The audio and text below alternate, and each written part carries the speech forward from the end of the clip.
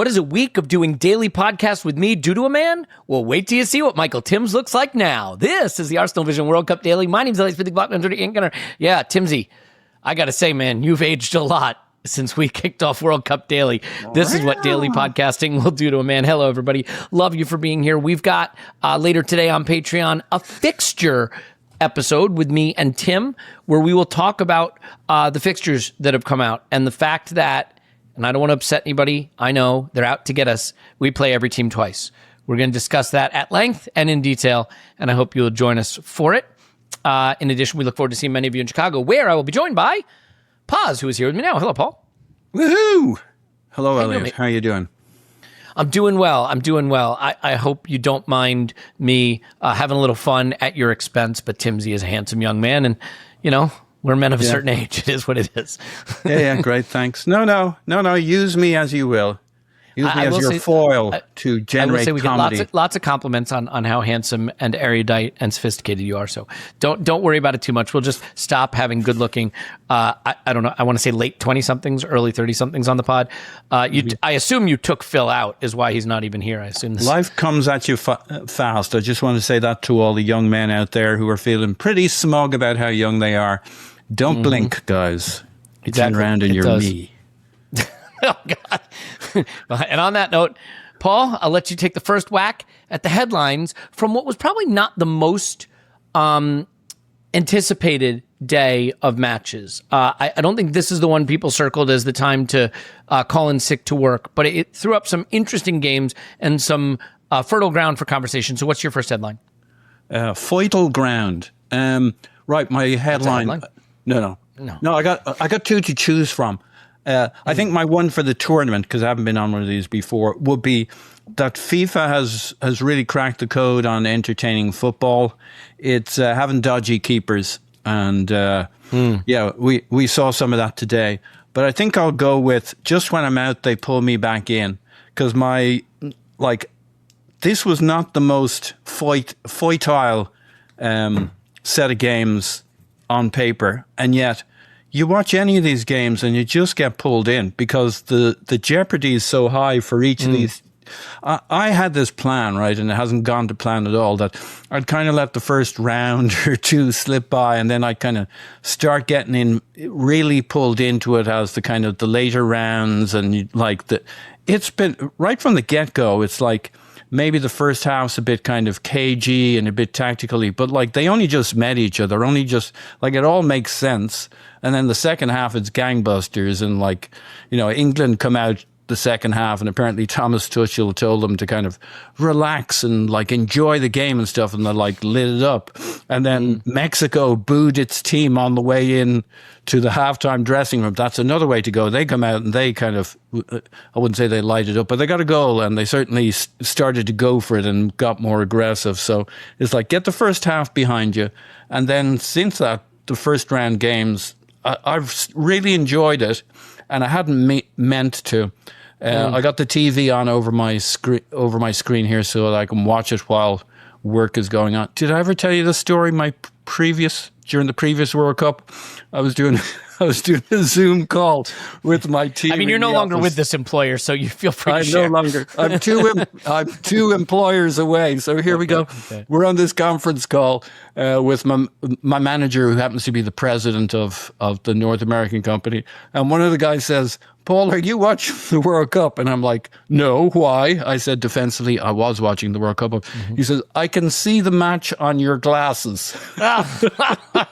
Now, I mean, to be fair, I think it was bold of you to assume that he was asking that without knowing the answer to it. Well, they all know I'm into soccer, football and stuff. So I'm like, oh, they must be making chit chat. I'm like, no. And it's I look in the Zoom call and there it is. I can watch the bloody match on my own glasses. Anyway. Plain as day. So it's pulled me in, Elliot. I think that's my headline. Well, that's what the World Cup does to you. I'm going to go with my first headline and say, today was a reminder that the World Cup is small sample size theater. You cannot have strong opinions off of one game, but tournaments cause you to draw conclusions off of one game. And today was sort of a reminder not to do that. I thought South Africa looked the worst team in the tournament. on day one of the tournament.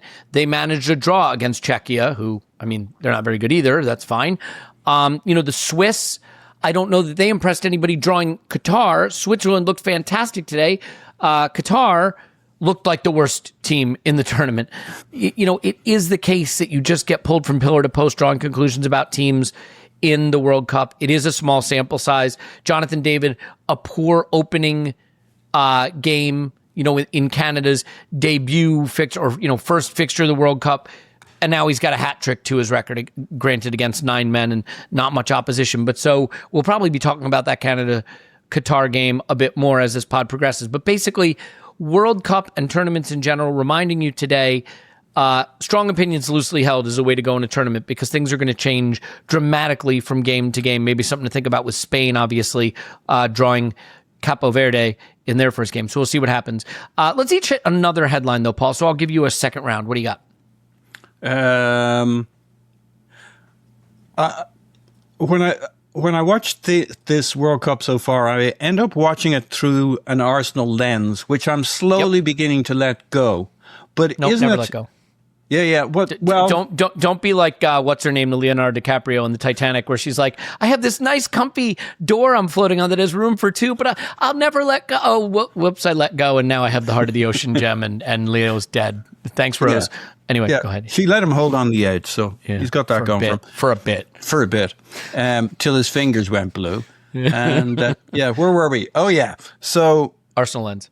But it's one of those things. I'm starting to let it go involuntarily, and I'm maybe we all saw it this way, but like pretty much the first round, I'm like, I can't help think, but if that was David Raya, if that was Gabriel and Saliba, the spacing between centre backs, I think I'm spoiled, and I don't know what's going to happen when someday I have to do football without Arsenal's defence. And when you see this, it's like, it is the magic formula to entertainment. Just give everybody a bad goalkeeper and 2 centre backs who really haven't played together and put them on a pitch. And the game is, now I see what the Premier League were on about, how we sucked the joy out of football by being good at it. Yeah, shame on us. Competence ruins football. And incompetent defenses, as the tournament goes on, they'll learn, they'll evolve. And you see each team on a trajectory. France will get better, England will get better, Germany will get better. Some teams won't get better and they're going to go away. Or some teams won't have the time to get better. But my eye is adjusted now, and I don't keep saying in every moment, if that were Raya and Gabriel and Saliba, I'm starting to let it go. I will say the South Korean goalkeeper, unfortunately, to blame for South Korea losing that game, and it gave me just the tiniest bit of Raya and Gabby against Wolves flashbacks, and it was just the ball that should easily be grabbed and handled and is dropped. You're terrible, man. You are a terrible human. I'm despicable. My headline is going to be, if you believe that the hosts progressing in tournaments is a positive, then today was a positive for the tournament. Canada wins huge in front of a raucous Vancouver crowd. Mexico wins in front of a raucous Guadalajara crowd. Mexico will now play at the Azteca in knockout football. They have topped their group, and their World Cup journey carries on, and they will be very hard to beat at the Azteca by whoever has to meet them there. Canada, who had a mountain to climb to top the group to get past Switzerland's +3 goal difference, said, hold my, I guess they have beer up there, hold my Molson Golden, I don't know. And they got the 6-goal win, just the 6, and they topped the group now. So Canada will certainly be progressing. They will wind up playing Switzerland in the last game, a game where whoever wins, if there's a winner in that game, will top the group. But I think it's fair to say, based on goal difference, Canada are through. And tomorrow the USA plays Australia. And I don't know if Pulisic will be available. It's going to be a game I'm looking forward to. I think it could be a very difficult game, but a chance for the US to go through to the next round as well. So if you believe that having the host go through is good for the tournament, today's a good day. And I have to say I enjoyed seeing what it meant to Mexico, seeing what it meant to Canada. And we'll talk a little bit more about what happened in that Canada game when we get to our stock falling section, I have no doubt. So, Paul, with that, we can shift gears to stocks rising. And I think there are a couple of really good stocks rising that we can choose from. I'm curious who you'll grab first, or what you'll grab first. Look, careful there. Yeah, look, I'm on my best behavior, Elliot. So and I appreciate it. Let me tell you, we're recording this at 10:30 at night. I'm ready to go to bed when we're done. You're doing the dance of the seven veils, trying to tempt me into saying things that I'm not going to say, Elliot. You're a better man than I am. All right, well, who's your stock rising? Maybe Jonathan David. That's reasonable when you have a hat trick for your nation in front of your home fans. Curve, very high down, and it's also because I've got another name in my brain that I'm holding myself back from saying. So let's start with where I should start. Yeah, he's got quick dancing. So Canada in particular impressed me. Okay, you got to take into account the competitor and yada yada yada, but like very quick, very nimble. Given how unimpressive I found them in the first game, this was a big step up, and this is the stock rising business. And dancing feet in 3, 4, 5 of their players once they got near the box. Very lively, very quick, and he was an eye catcher on the day. So he was one of maybe 2, 3 eye catchers across various games.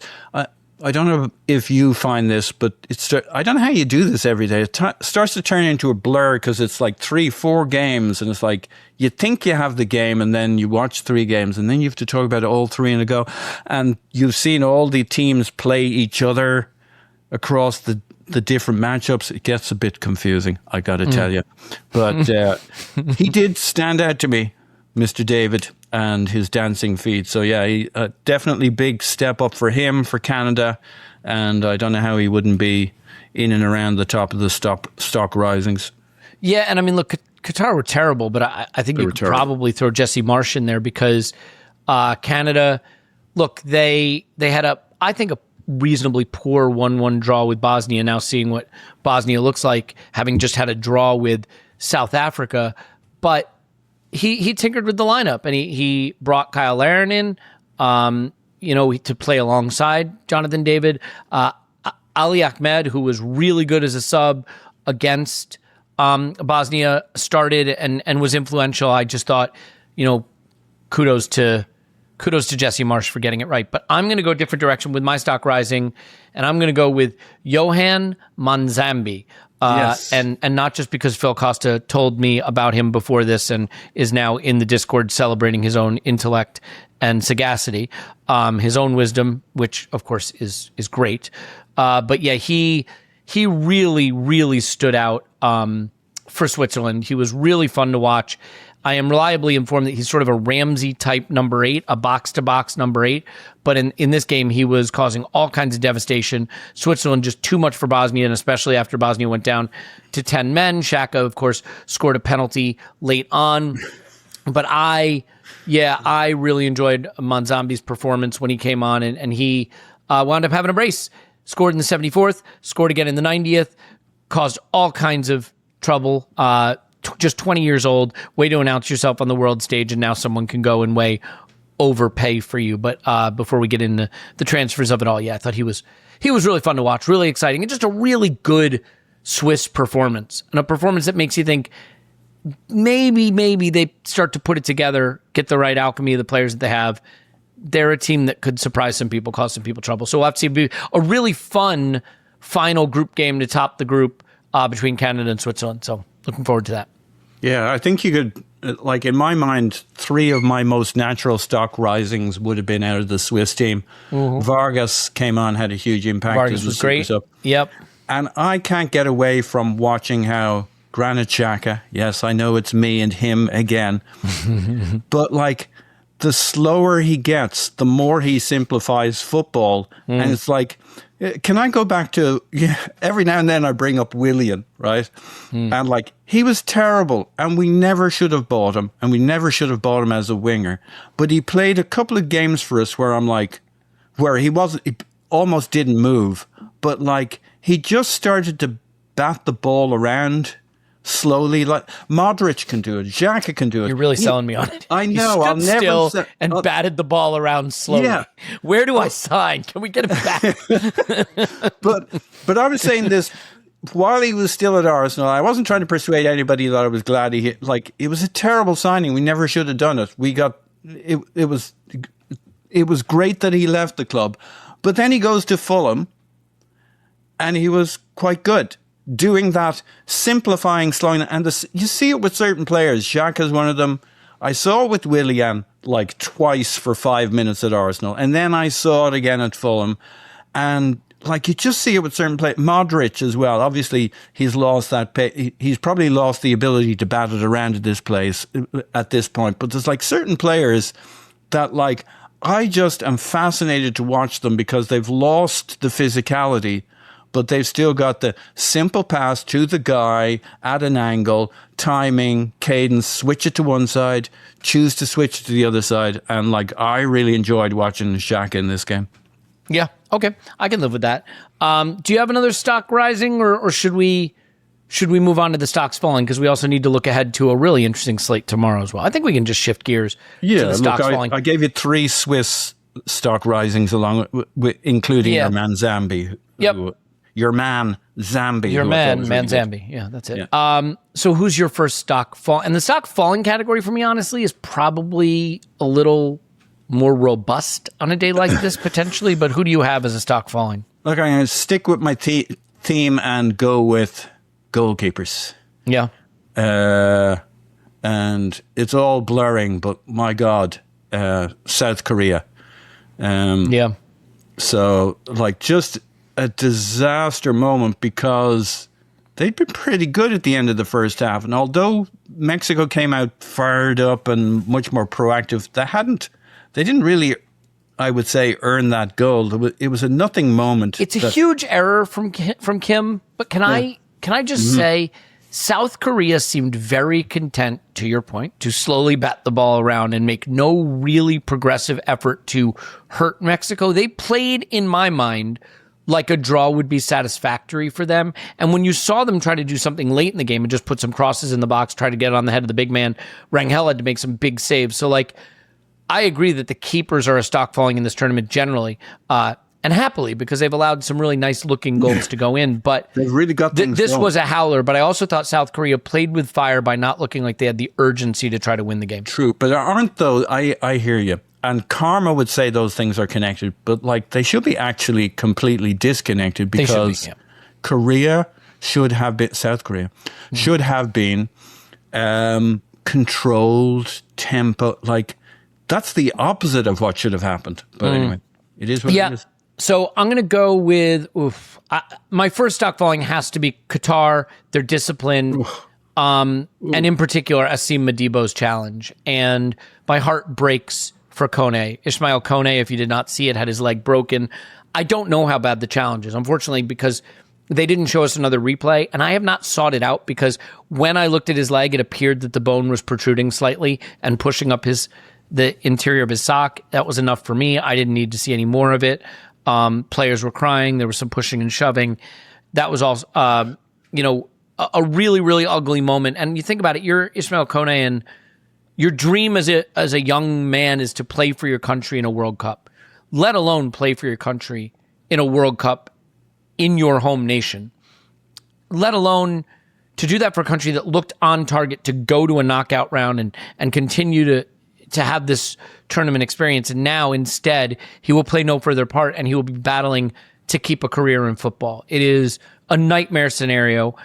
Something we don't see in football that much anymore, but it's a reminder also that there are players at this level in the World Cup who are playing who really are not at the highest professional level, and not, necessarily used to this. And it did seem like the red mist descended. It did seem like they lost their composure a little bit. Canada could have, by the way, scored 7, 8, 9, 10 even before they were down to 9 men in this game. But just the composure of Qatar, they were absolutely dreadful from start to finish, and a horror challenge, at least as far as it's been recounted to me, having not seen the replay, Paul. So just a bad moment that marred the game. Obviously, Kone's shirt was held up when Saliba, of all people, scored a free kick goal late in the game.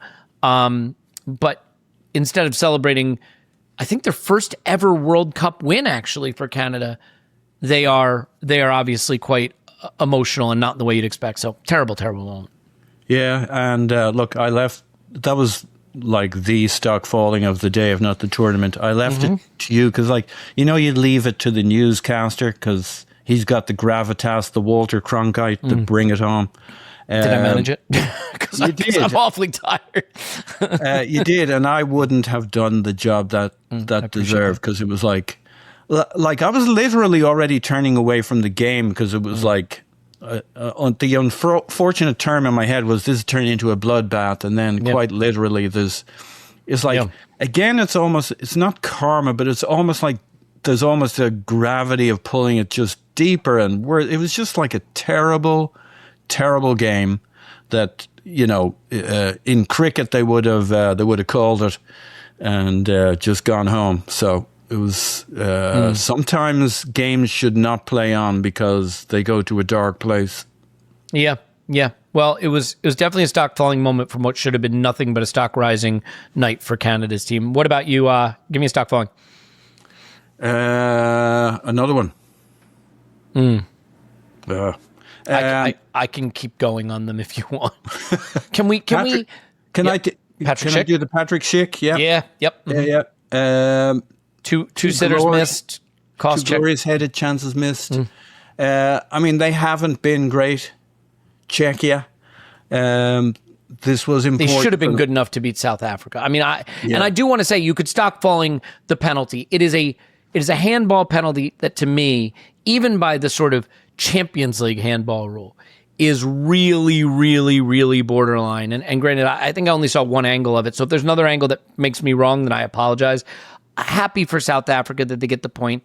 I think Czechia, like, it's funny, as much as I think the penalty is the wrong award, I feel like Czechia got bit the way they deserved to get bit for not doing the job that they should have done much earlier in that game. Yeah. You like to see jobs completed, don't you? I do, yeah. And what I especially hate to see when I'm working is someone I'm trying to talk to in a meeting watching a sporting event while they're having a Zoom meeting with me as I see the video in their glasses.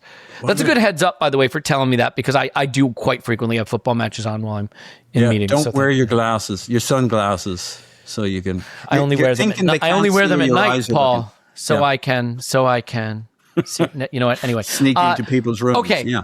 There's a lot more we could do on this day, but like I said, probably not the banner day that people were looking most forward to. But tomorrow does give us USA, Australia, Scotland, Morocco, and Brazil, Haiti. So, I mean, let's just talk USA, Australia for a minute. There are reports that Pulisic is day-to-day with a calf injury. I don't think given his history, I don't think you risk Christian Pulisic. Now, that's not to say that I think Australia or pushover the U.S. are just so great they can afford not to have their probably best attacking player. But I think the U.S. has options in wide areas, and I don't think risking Pulisic with 3 points already on the board in this group. I would say that you probably don't want to risk it. Like here's the way I think of it. Right, 3 points may be enough in this World Cup to progress, period, right? And then, so that's one thing I would say. The second thing I would say is you may be good enough to get points off Australia, and the third thing I would say is that if you risk Pulisic with injury, odds are he's just going to come out with a further injury. So I don't know. What do you think about the Pulisic situation and the U.S. against Australia? Yeah, I think that's right. I mean, and Pochettino wants an energetic game, an energetic display. So he, don't put the load on Pulisic till he's ready for it. You're in a good spot. You got 3 points. You can get there a number of ways. So you need a result. You need a point. And you're still in the frame for 3 points. And just use the energy of the crowd, use the momentum the team has and the excitement, and keep Pulisic on the bench or further away. And the good thing about Pochettino is he comes in with the kind of aura and background that gives him the standing to not do dumb things. A bit like Tuchel has with England. You don't have to do dumb things, and I think you're spot on. Don't do something you don't have to do. So Yeah, well, here's what I will say. Australia obviously beat Turkey in their first game 2-0, and the way they did it was with 28% possession and a lot of counterattacking, but their counterattacks were incredibly effective. Not a game where possession tells you the whole story, because they were incredibly efficient with their counters.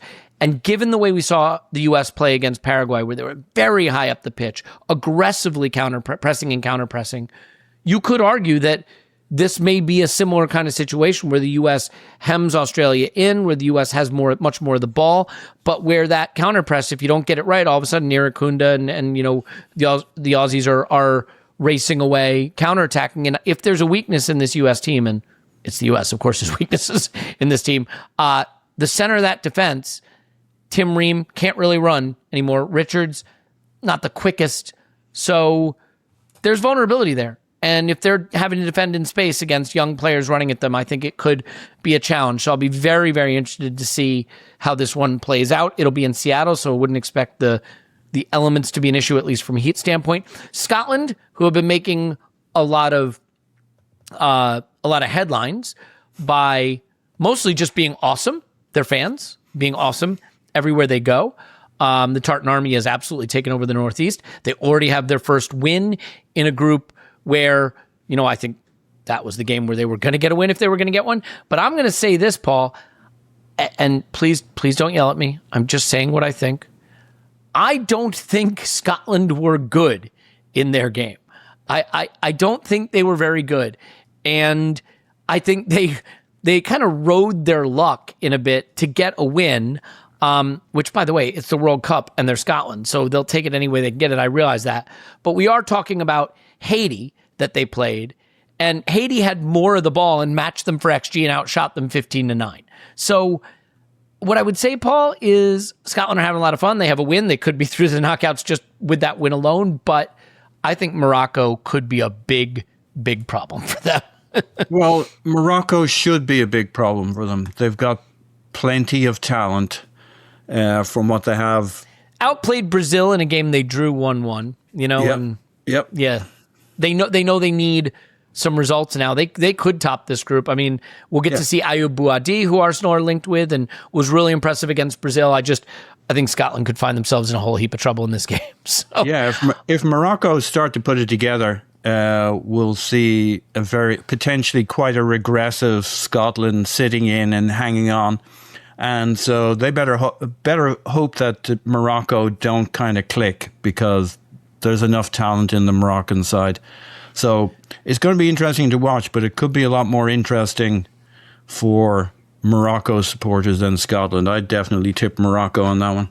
Yeah, I mean, obviously I hope the Scotland fans have a great day out, and I wish them the best. I don't know that I think it will be the same kind of result they got against Haiti. Speaking of Haiti, who looked reasonable against Scotland, they have to play Brazil. And normally you'd say, well, that's a massacre. It probably will be, but not if Casemiro has anything to say about it, because he's real bad right now. He looked a step slow, doesn't go far enough. Paquetá was not good. I think Ancelotti has to change it. He has to make some different choices. I would imagine he's going to start Cunha. That would be a start. I would think he might try something else in midfield. So any thoughts about this game? My feeling is essentially, if Brazil win by anything less than 3 goals, I think people are just going to be writing them off, Yeah, probably. Or, look, we sometimes have these conversations, or it's a really worthy, in the end, people remember the scoreline, so you're right.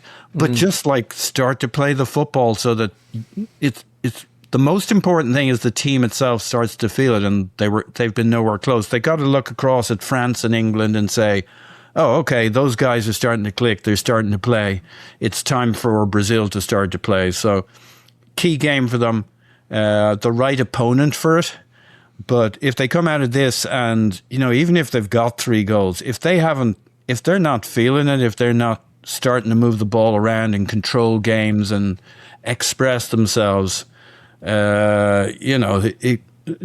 qualifying won't be enough for them for the knockout rounds. They've got to start building confidence and flow and get themselves in the right head spot. But I mean, plenty of talent in the team. You got a Ancelotti on the sideline, so there's no reason to panic unless they have a bad game against Haiti, in which case it's time to panic. And it goes back to my headline of small sample size theater, because maybe, and not just maybe, but probably, Morocco are really fucking good. And maybe a Brazil midfield that was a step slow and maybe lacked the right qualities, and Ancelotti didn't get it quite right, just got massively outplayed, especially in the first half. And maybe what we're going to see is that, of course, Brazil are still fine. They massacre Haiti. Morocco, maybe, and close your ears, Scotland fans, beat up on Scotland, and we say, actually, Morocco and Brazil might be two of the better teams in the tournament. So your opinions on teams are gonna flip back and forth like this. That's the nature of these tournaments. I am really looking forward to this day, though. I think it's a fun day. And for those wondering, by the way, where the heck is Timsy? Timsy had to fly from New York to San Diego. If you probably heard that, if you listened to his Rob Holding interview on the World Cup Daily that he did after the England game. But his flight got delayed, and we would have been recording at like 1 a.m., so we opted not to do that. He will be back tomorrow. Of course, well, I say tomorrow. He will be back to do the podcast covering the games we just mentioned. You get the idea. Just follow along. It all makes sense. Join us for the Patreon pod on the fixtures and find out who we play and how many times we play them. Paul, yeoman's work, brilliant job filling in all that stuff I said earlier. You are by far the more handsome and youthful and vigorous man, and I appreciate you. Yes, I am. You going to give us a woohoo? Yeah, there we go. Thank you. My name's Alex Smith. We love you. And we will talk to you after World Cup 10, FIFA 0.